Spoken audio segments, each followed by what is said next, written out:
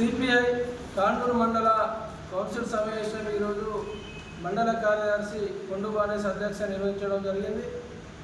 మరి యొక్క సమావేశానికి నాతో పాటు నియోజకవర్గ కార్యదర్శి దాగం మల్లేష్ గారు, మరి జిల్లా సభ్యులు సాలిగామ సంతోష్, భయ్యా మొగిలి గారు, మరి మాజీ ఎంపీపీ కామర మల్లయ్య గారు, మరి మండల కౌన్సిల్ సభ్యులు కూడా అందరూ పాల్గొనడం జరిగింది.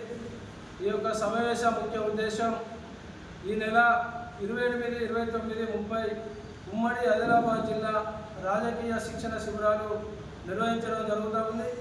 ఈ యొక్క రాజకీయ శిక్షణ శిబిరాలకు ముఖ్య అతిథులుగా సిపిఐ రాష్ట్ర కార్యదర్శి కొత్తగూడెం ఎమ్మెల్యే పూనంనేని సాంబశివరావు గారు, సిపిఐ జాతీయ నాయకులు కామ్రేడ్ చాడా వెంకటరెడ్డి గారు, సిపిఐ రాష్ట్ర సహాయ కార్యదర్శి తక్కలపల్లి శ్రీనివాస్ గారు, సిపిఐ రాష్ట్ర కార్యదర్శి వర్గ సభ్యులు కలవేల శంకర్ గారు మరి పాల్గొనడం జరుగుతుంది.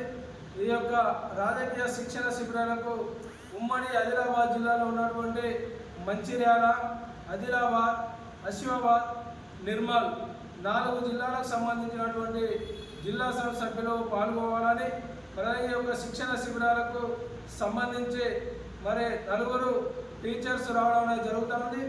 మరి యొక్క శిక్షణ శిబిరాల ముఖ్య ఉద్దేశం ఇలా పార్టీని మరి ప్రజా సంఘాలను మరి ముందుకు తీసుకోపోవడానికి జరుగుతున్నటువంటి రాజకీయ విధానాలు, అదేవిధంగా కేంద్రంలో రాష్ట్రంలో అమలుస్తున్నటువంటి మరి పాలకుల యొక్క విధానాలపై మరి పార్టీ శ్రేణులను మరి ఐక్యం చేయడానికి, మరి పోరాటాలకు సిద్ధం చేయడానికి, మరి పార్టీ యొక్క సిద్ధాంతాలను మరి తెలియపరచడానికి ఈ యొక్క రాజకీయ శిక్షణ శిబిరాలు మరి దోహదపడతాయని చెప్పి ఈ సందర్భంగా తెలియజేస్తూ ఉన్నాం.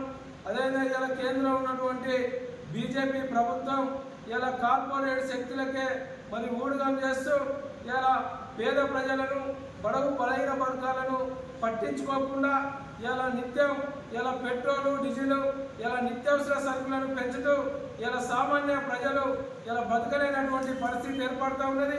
ఇలా నిత్యావసరటువంటి సరుకులు, ఇలా కూరగాయలు ఏది కొందామన్నా కూడా ఇలా 50 నుండి 100 రూపాయల పైననే ఇలా మార్కెట్లో ధర వలుగుతూ ఉన్నది.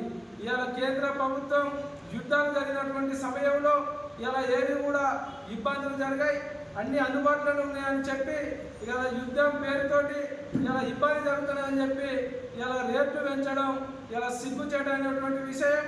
అదేవిధంగా ఈ రాష్ట్రంలో ఉన్నటువంటి ప్రభుత్వం కూడా ఎన్నికల్లో వచ్చినటువంటి హామీలను అమలు చేసి మరి పేద ప్రజలకు అండగా ఉండాలని చెప్పి మరి ఈ సందర్భంగా కమ్యూనిస్టు పార్టీగా ఇలా కేంద్ర రాష్ట్ర ప్రభుత్వాలను ఇలా డిమాండ్ చేస్తూ ఉన్నాం.